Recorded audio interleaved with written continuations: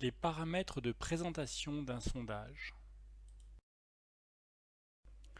Pour vos sondages, nous vous proposons de nombreux paramètres de personnalisation.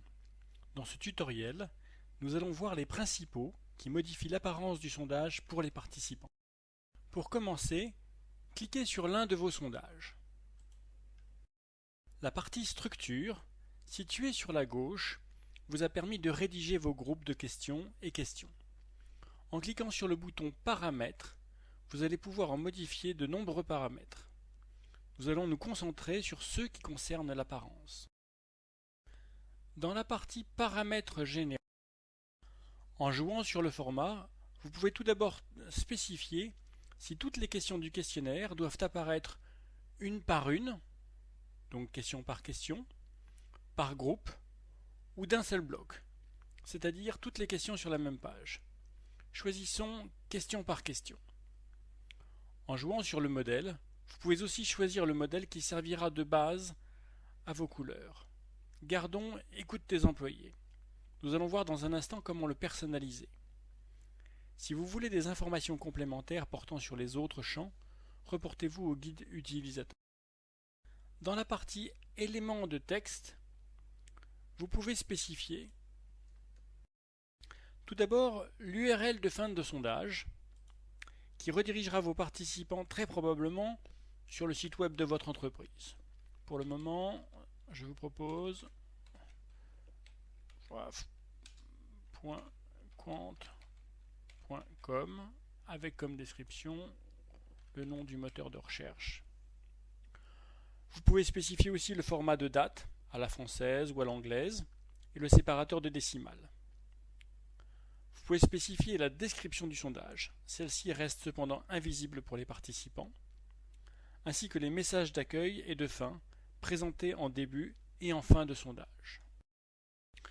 Je vous propose comme mot d'accueil: nous lançons ce sondage afin de savoir ce que vous avez pensé du séminaire du mois de janvier.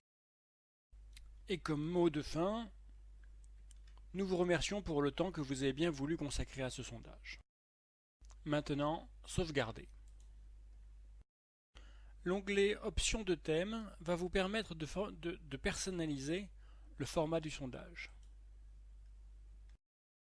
La façon la plus simple de personnaliser votre thème est de choisir une variation parmi les variations proposées.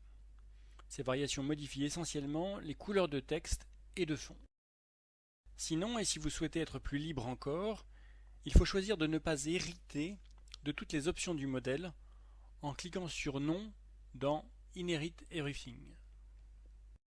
De nombreuses options se présentent alors à nous. Nous allons ici simplement nous concentrer sur les plus visibles. Elles concernent les couleurs, les polices de caractères et les logos.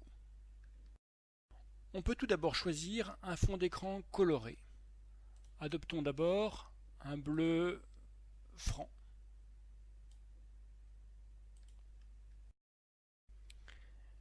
Et pour le fond des questions, un bleu plus sombre encore. Enfin, pour le texte, choisissons simplement du blanc. Et pour finir, je vous propose de modifier la police de caractère et de choisir la police Noto sans sérif assez épuré. Nous pourrions encore modifier les options d'animation de la page, des questions ou des alertes.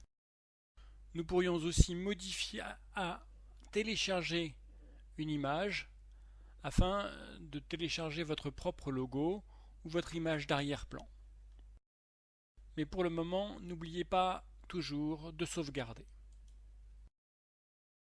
Sur l'onglet Présentation, vous pouvez spécifier tout d'abord si vous voulez voir le nom ou la description du groupe. Admettons que l'on cache pour le moment les deux, ainsi que le numéro et ou le code de la question. Cachons les deux pour le moment aussi. Sur la partie droite, vous pouvez aussi mentionner le nombre de questions du questionnaire, disons non. Faire apparaître ou non le message d'accueil, oui. Permettre aux participants de revenir sur leurs précédentes questions, pourquoi pas. Afficher le clavier à l'écran, non. Afficher la barre de progression.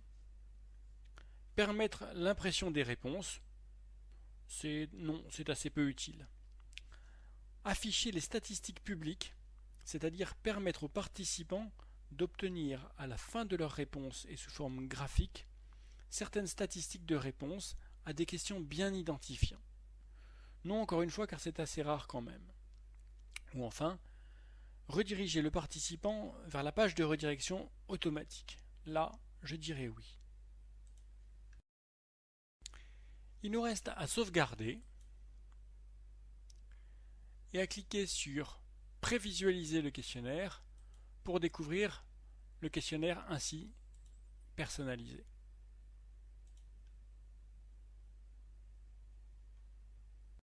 Retrouvez d'autres tutoriels qui vous détaillent la gestion des participants et les modèles de courriel, les étapes de lancement d'un sondage, la lecture des résultats ou encore les points importants pour réaliser un modèle de sondage, mais ce tutoriel s'adresse alors plus aux experts et aux corporations. Merci de votre attention. Vous pouvez retrouver d'autres tutoriels sur écoute-tes-employés.fr/tutoriel. Vous pouvez aussi poser une question, prendre contact ou rendez-vous sur écoute-tes-employés.fr/contact.